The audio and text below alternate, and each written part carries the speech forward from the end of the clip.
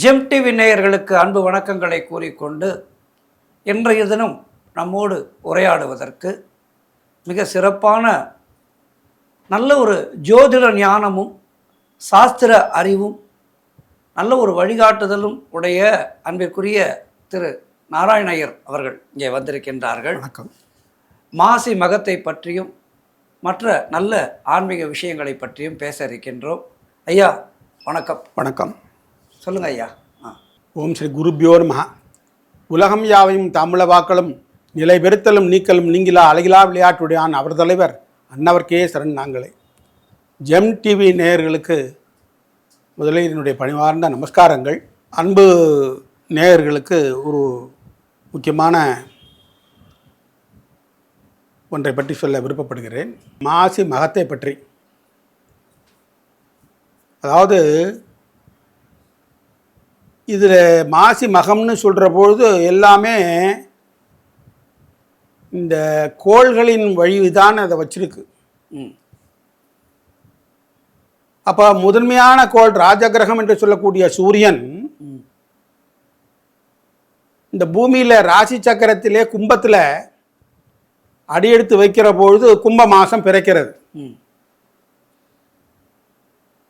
அந்த கும்ப ராசியில் இருக்கக்கூடிய இந்த ஆத்மகாரகன் சூரியனுக்கு நேர் எதிரே 180 டிகிரியில் வருகிற பொழுது அங்கே ஞானகாரகன் கேதுவுடைய நட்சத்திரமான மகன் நட்சத்திரத்தில் சந்திரன் விட்டிருக்கிறார்.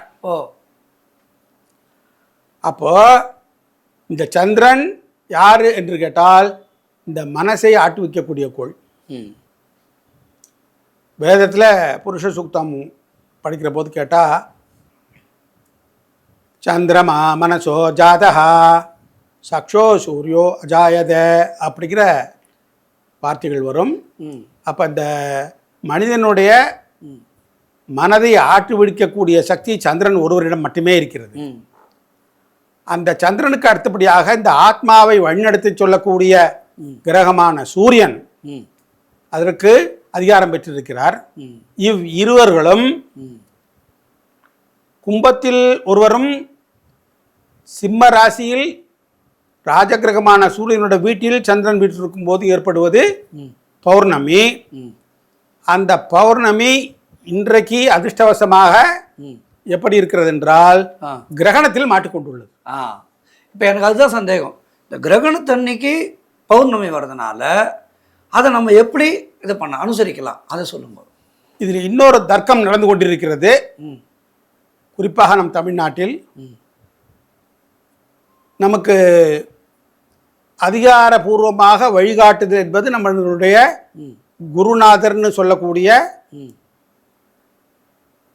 காஞ்சிபுரத்தை தலைமையிடமாக கொண்டுள்ள காஞ்சி மடம்தான். ஆமாம். அவர்கள் சமீபத்தில் சற்று சதஸ் நடத்தி இருக்கிறார்கள். சதஸ்னா பல இந்த விஷயத்தில் ஞானமுள்ளவர்கள் அறிஞர்கள் கூடி ஒரு முடிவு எடுப்பார்கள். அதாவது இந்த சந்திர கிரகணம் தோன்றுகிற பொழுது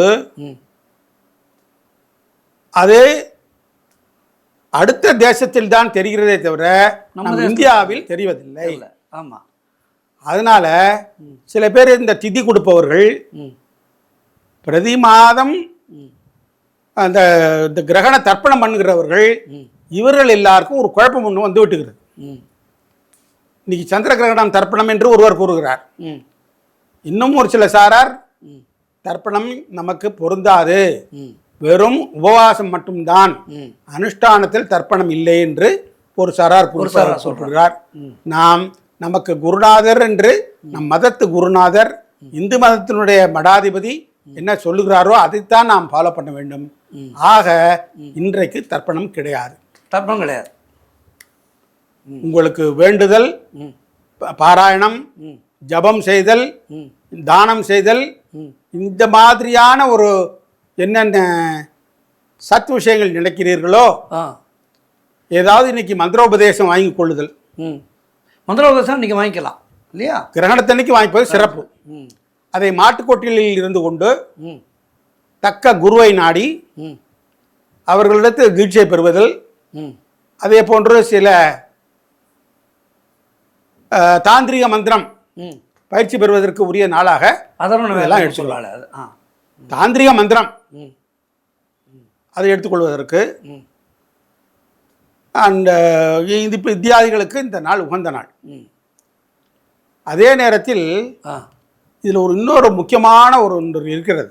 மற்ற சூரியன் ஓரொரு ராசி கட்டத்தில் பிரவேசிக்கிற பொழுது அந்த மாதத்தை குறிக்கிறது. ம் இப்பொழுது கும்ப மாதம், ம் அதாவது கும்ப மாதத்துக்கு என்னன்னாக்கா மாசி மாதம். ம் இந்த மாசி மாதத்தில் சூரியன் இருப்பதால் இதற்கு கும்பம் ம் கும்ப மாதம் என்று பெயர் ம் இருக்கட்டும். ம் அந்த மாதிரி பங்குனியில் இருக்கிற பொழுது மீன மாதம் மீன மாதம் இப்படி சொல்லுகிறார்கள். ம் 12 ராசிகளுக்கும் அது போல பெயர் கொடுத்திருக்கிறார்கள். ஆமாம். இப்போ கும்பத்தில் சூரியன் இருக்கிற பொழுது ஒரு விசேஷம் என்ன என்றால், ம்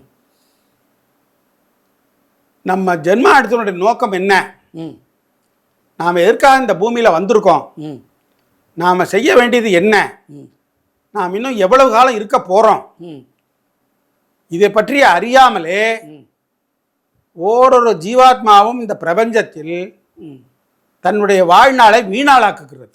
கரெக்ட். பிறந்து சலிச்சு போகிறோம். ஆ மனிதனுக்கு இயற்கை 120 ஆண்டுகள் ஆயுளை நிர்ணயித்திருக்கிறது. ம்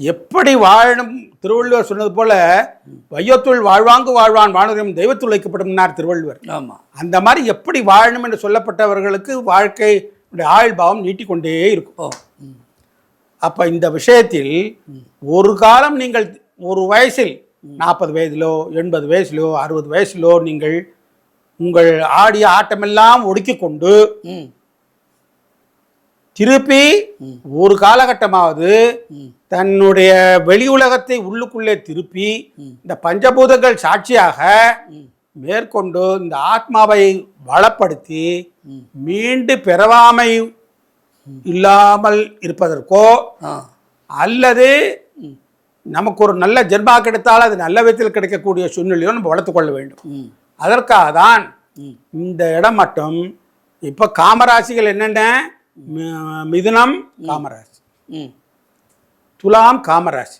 காமம் என்பது இந்த சிற்றின்ப வாழ்க்கை. ஆ நீங்கள் எப்படி வேண்டுமானாலும் எடுத்துக்கொள்ளலாம். ஆ சிற்றின்பத்தில் ஈடுபடுதல், ஆ உல்லாசத்தில் ஈடுபடுதல், ம் அந்த மாதிரி கடைசியில் கும்பம்.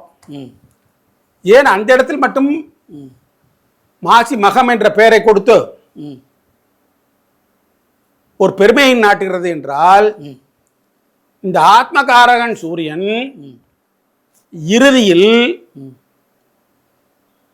இந்த காமஸ்தானத்தில் அமர்ந்து ம் அந்த காமத்தை எரித்து விடுகிறார். ஓ இந்த காம நினைவை எரித்து விடுகிறார். ம் இந்த காமம் ஒழிந்தால், ம் காமம் என்பது இன்னொரு விதத்தில் ஆசை. ம் அதனால மோகம் மட்டும் இல்லை, ஆசை அருமின் ஆசை அருமின் ஈஸ்வரனோட ஆயினும் ஆசை அருமின் என்பது சிவதத்துவம். ஆ அதனால இந்த இடத்துல சிவபெருமானை குறித்து அதுக்காக கிராமங்கள்லாம் இன்றும் நடைமுறையில் உள்ளது. காமண்டி கொளுத்துதல் ம் அப்படின்னு இன்னும் விமரிசையாக கிராமங்களில் கொண்டாடி வருகிறோம். ம் அது எது அது அது ஒரு சமிக்கையாக செய்கிறோம். ம் ஸோ இன்று முதல் நான் இந்த சிற்றின்ப வாழ்க்கையிலிருந்து கொஞ்சம் விடுபடுகிறேன், இந்த ஆத்ம லாபத்தை தேடப் போகிறேன். ஓ அதனால அதற்கு நம்ம என்ன முயற்சி செய்வோமோ, இவ்வளவு காலத்தை வீண் பண்ணி செய்துவிட்டோம், இனிமையாலாவது இந்த ஆத்ம லாபம் தேடி நற்பிறப்பை எழுதுவதற்கு முடிவு செய்வோம் அப்படிங்கிறது. நீங்கள் அதை வைத்திருக்கிறார்கள் வழக்கமாக முன்னோர்கள். அதை நீங்கள் 10 வயதில் உணர்ந்தவர்களும் உண்டு, 100 வயதில் உணர்ந்தவர்களும் உண்டு, உணராமல் போனவர்களும் உண்டு மறுபிறப்பை நோக்கி. இதுதான் இதனுடைய முக்கியமான தத்துவம்.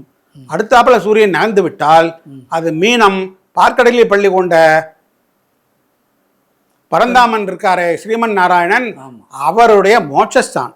ஓ அதனால இந்த மாதத்திற்குள் இது பெருமையை அளிக்கிறது இவ்வகையில் என்று முடித்துக் கொள்கிறேன். அருமை அருமை அருமை, ரொம்ப பிரமாதமாக சொன்னீங்க. இப்போது ஜோதிட ரீதியாக சனிப்பெயர்ச்சி வருதுன்றாங்க, இதை பற்றி நீங்கள் என்ன சொல்ல போகிறீங்க? நண்பர்களே, ஒரு அருமையான கேள்வியை கேட்கிறார். ஜனங்களுக்கு இதில் இன்னும் ஓரொரு முறையும் இந்த குழப்பத்திலிருந்து விடுபட இயலவில்லை.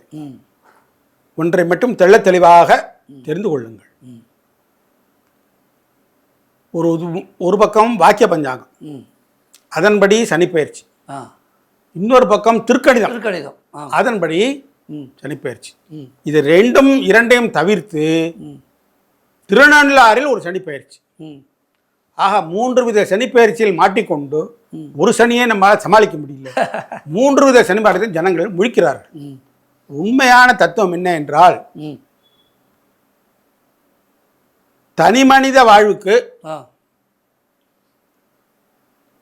அவர்களுக்கு இந்த பூலோகத்தில் லௌகீக விஷயங்களில், இந்த உலக விஷயங்களில் என்னென்ன விதமான சுக சௌகரியங்கள் அல்லது அசௌகரியங்கள் அனுபவிக்க நேருகிறதோ இது அத்தனைக்கும் பொறுப்பு கர்மகாரகனாகிய சனி. வேறு எந்த கிரகத்திற்கும் இல்லை. அதனால் இந்த சனியை கண்டு பயப்படுகிறார்கள். பயப்பட வேண்டாம். சனி நாம் செய்த கர்ம வினைக்கு தகுந்தாற் போல் வினையை கொடுப்பவன். நல்வினை எவ்வளவு செய்தீர்களோ அப்ப ஜாதகத்துல சனி நல்ல முறையில் இருந்திருக்கும். அவர் 10,000 பேருக்கு வேலை கொடுப்பார். பெரிய இண்டஸ்ட்ரியலிஸ்டா வருவார், அல்லது ஒரு பெரிய முதலாளியாக இருப்பார். எவ்வளவோ பரோபகார சிந்தனையில் ஈடுபட்டு ஜனங்களுக்கு நல்வழி காட்டி கொண்டிருப்பார். அவருடைய ஜாதகத்தில் சனி நல்ல விதத்தில் அமைந்திருக்கும். இதே மாறா அமைந்திருந்தால் அவரால் கெடுதல் நடக்கும். இது சனிபானுடைய போர்ட்ஃபோலியோ. அதனால இப்பொழுது இந்த சனி பயிற்சியை பற்றி, பயிற்சி என்பது ஒரு விழா உண்மையை சொல்ல போனால், ஆனால் பலன் சொல்ல வேண்டும் என்றால் இதை உலகெங்கும் ஒப்புக்கொண்டுள்ள, அந்த காலத்தில் டெலஸ்கோப்லேருந்து எந்த விதமான சயின்ஸ் பேஸ்டு கருவிகள் எதுவும் கிடையாது ஜனங்கள். அதனால இன்னென்ன காலகட்டத்தில் இன்னென்ன உற்சவங்கள், இன்னென்ன பண்டிகைகள், இன்ன உபவாசங்கள், இன்னென்ன கிரகணங்கள் இதெல்லாம் நிகழும் என்று வாய் வழியாக வரரூசி என்ற முனிவர் சொல்லிவிட்டது போனதனுடைய விளைவாக அதை ஃபாலோ பண்றவர்கள் சில பேர் இருக்கிறார்கள். அவர்கள் அதை வாக்கிய பஞ்சாங்கத்தின் அடிப்படையிலே சனி இப்பொழுதுதான் பயிற்சி என்று கூறுவார்கள். ஆனால் அதற்கு பலன் சொல்ல முடியுமா என்றால் பலன் தப்பி போகிறதுக்கு 100% வாய்ப்பு இருக்கிறது. அதே நேரத்தில் உலகெங்கும் ஒப்புக்கொண்டுள்ள நவீன கருவிகளை கொண்டு இப்போ கேள்விப்படுகிறோமே, இன்னைக்கு 6 கிரக சேர்க்கைன்னா பிர்லா கோளரங்கம் போனா கிரகங்களை நேராக பார்க்கலாம். ஆமா, ஆதி காலத்துல நம்மளை அந்த மாதிரி பார்ப்பதற்கு கூட, கிரகணத்தை கூட பார்க்க கூடாது என்று கட்டளையிட்டு நம்மளை அடக்கி வைத்திருந்தார். ஆமா, இப்பொழுது விஞ்ஞானம் முன்னேற்ற பாதையில் செல்கின்ற போது நாம கிரகங்களையே பார்க்கிறோம். கிரகங்களை தூரதிருஷ்டி பார்வையினால பார்க்கறதுனால திருக்னா பார்வைன்னு அர்த்தம். ஆமா, கண்ணால் காண்பதுன்னு அர்த்தம். ஆமா. அப்ப அந்த திருக்கணிதத்தின் அடிப்படையில் தான் தனி மனித வாழ்வியலுக்கு இந்த உலக சூழ்நிலையில் அவர்களுடைய வாழ்க்கை எப்படி இருக்கும், எதிர்காலம் எப்படி இருக்கும், பொருட்பற்று எப்படி இருக்கும், பொருள் பற்று எப்படி இருக்கும், சிற்றின்ப பற்று எப்படி இருக்கும், மோட்சத்தை பற்றி அவர் எந்த காலத்தில் அவர் எதை அதன் மூலம் வழி நடத்தி செல்வார், அறவழியில் எப்படி பொருள் சேர்ப்பார், இதெல்லாம் பற்றி தெரிந்து கொள்வதற்கு இந்த திருக்கணிதப்படி உண்டான சனி பயிற்சியை செல்லும். அப்போ பார்க்க போனால் திருக்கணிதத்தின்படி சனி பயிற்சி ஏற்கனவே ஆகி இப்பொழுது சனி உத்திரட்டாதி தன் சொந்த நட்சத்திரமான உத்திரட்டாதி நட்சத்திரத்தில் மீனத்தில் பயணம் செய்து கொண்டு வருகிறார். அப்ப நீங்கள் பலன் சொல்ல வேண்டியது மீனத்தில் தன் நட்சத்திரத்தில் உள்ள அந்த காலத்துக்கு தான் பலன் சொல்ல வேண்டும். இவ்வளவுதான். அதே சரி, இந்த வாக்கியப்படி எதுக்கெல்லாம் பயன்படுத்திக் கொள்ளலாம்? இன்னைக்கு இந்த தேசத்தில் எப்படியாப்பட்ட ராஜா வருவார், இயற்கை சீற்றங்கள் எப்படி இருக்கும், விலைவாசிகள் எப்படி இருக்கும், கோவில் விழாக்கள் எப்படி நடக்கும், குடமுழுக்கு எப்பொழுது நடக்கும், அதுக்கு உண்டான நாள் நட்சத்திரம், இதை பற்றி எல்லாம் வாக்கிய பஞ்சாங்கம் பேசும். அதனால் நம்மளுடைய தேசத்தில் அன்பர்களே சுமார் ஒரு 520 பஞ்சாங்கங்கள் உள்ளன. அதில் வழக்கப்படி பார்க்க போனால் நம்ம பக்கம் ராகுகாலம் பார்க்குறோம். அதே வடக்கத்தியர்கள் ராகுகாலம் பார்ப்பதில்லை. நாம் செவ்வாய்க்கிழமை திருமணம் செய்வதில்லை. ஆனால் அவங்க ஒரு சாரார் செய்கிறார்கள். இது எல்லாமே வழக்கத்தை ஒட்டிதானே தவிர வழக்கத்தை இதுக்கு அறிவியல் பூர்வமான காரணம் எதுவும் இல்லை. ஆனால் பலன் சொல்வதற்கு தூரதிருஷ்டி பார்வையினால கிரகங்களை படம் பிடித்து ஸ்புடமிட்டு அது தனி மனித ஜாதகத்துக்கு ஒப்பீடு செய்து அப்ப பலன் சொல்கிற பொழுது 99% நடைபெறும். இதில் ஐயமில்லை. பிரமாதம். மாசி மகத்தன்னைக்கு வேற என்ன செய்யலாம், என்ன செய்யக்கூடாது, அது மட்டும் சொல்லுங்க. மாசி மகத்தன்று எல்லாவித சுபகாரியங்களும் செய்யலாம். ஏன்னா பௌர்ணமி பொதுவாகவே அமாவாசை பௌர்ணமி இந்த 2 காலங்களிலும் மற்ற சுபகாரியங்கள் செய்வதற்கு ஏற்றதல்ல. என்ன காரணம்? பருவ காலங்களில் சுபகாரியம் செய்யலாகாதுன்னு ஒரு விதி இருக்கிறது, இந்து தர்ம விதி.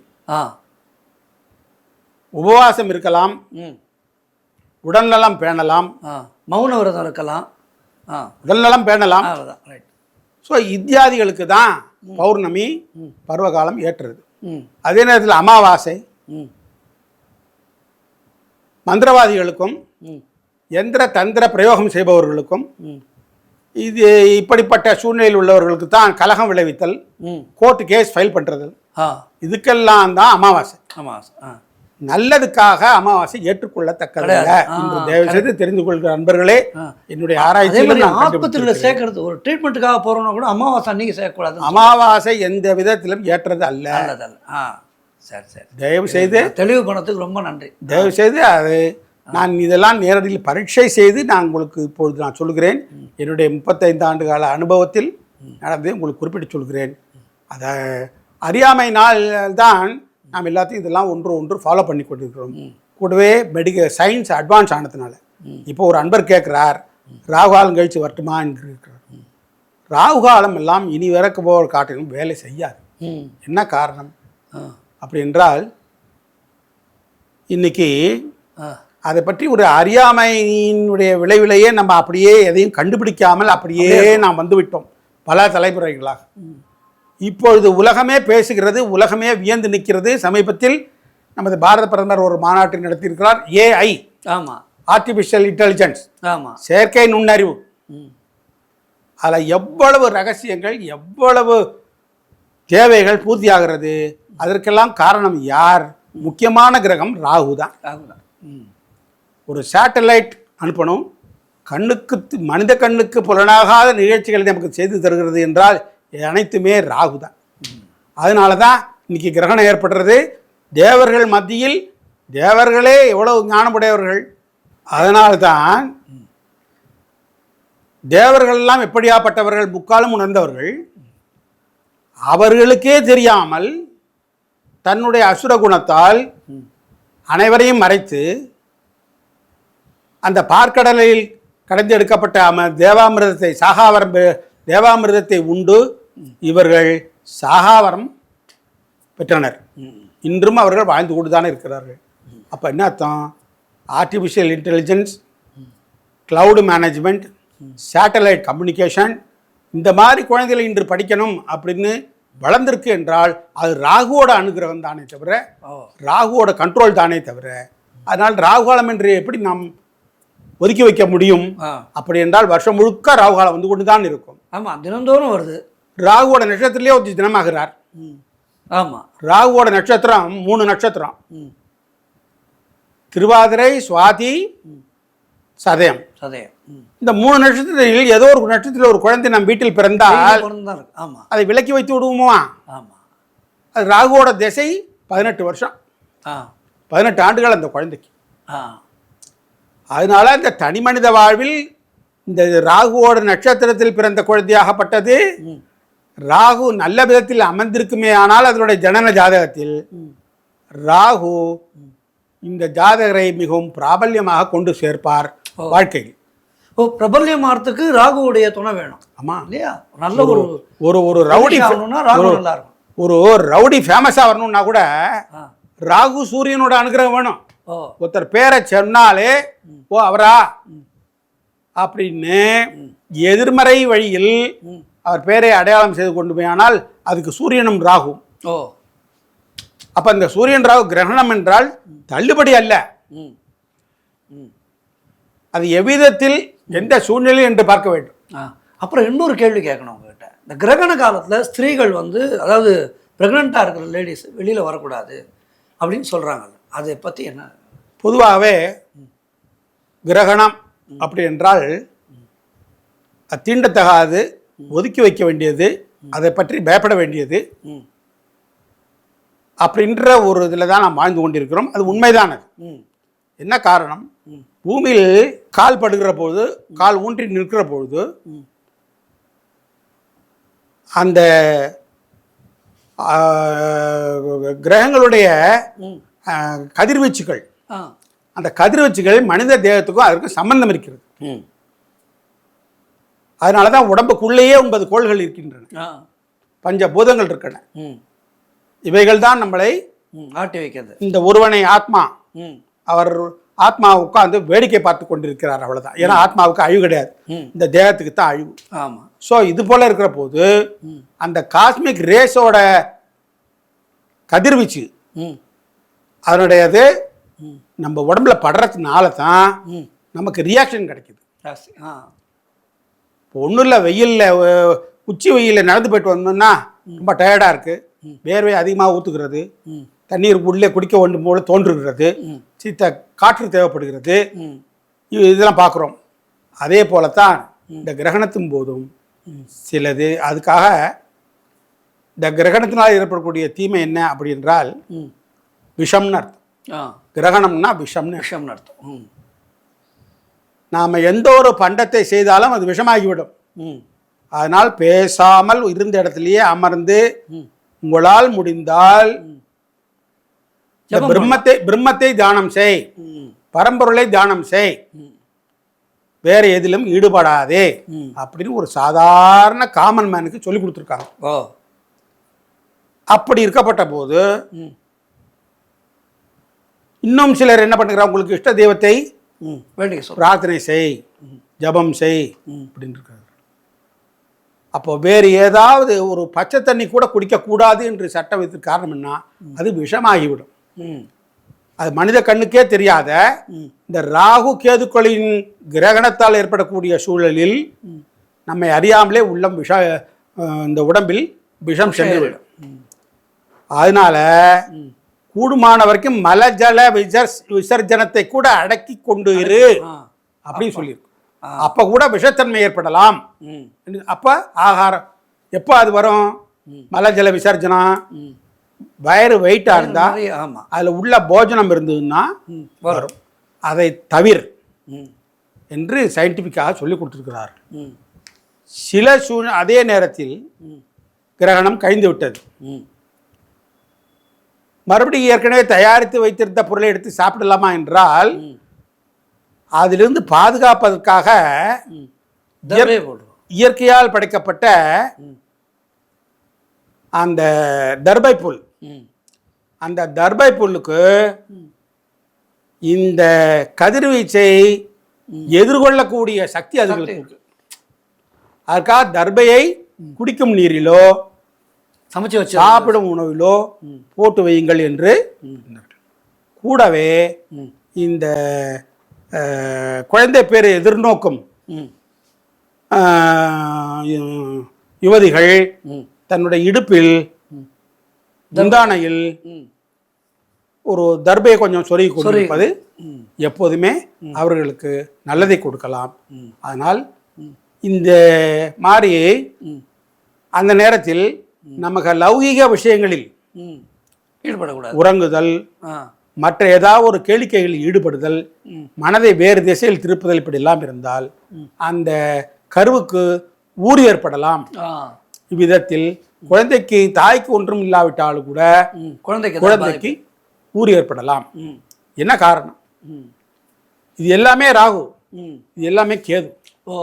அப்ப கரு எங்க இருக்கு? நடுவில் இருக்கு, மத்தியில் இருக்கு. அதுக்காக தான் இந்த கிரகணத்தை எப்படி பயந்தார். ராகுக்கும் கேதுக்கும் நடுவில் இருக்கிறதுனால ரொம்ப ரொம்ப ரொம்ப அழகா சொன்னீங்க.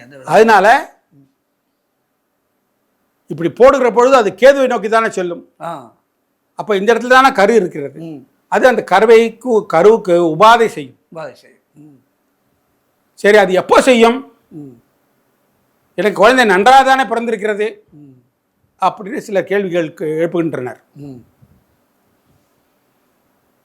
இந்த கிரகணத்தினால் ஏற்படக்கூடிய விஷம் ம் குறைந்தபட்சம் ஒரு சந்திர ஆண்டு, ஓ ஒரு சந்திரவட்டம்.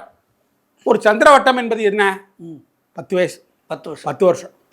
சந்திரனோட ஆதிக்கம் கிரகங்களை பிரிக்கிற பொழுது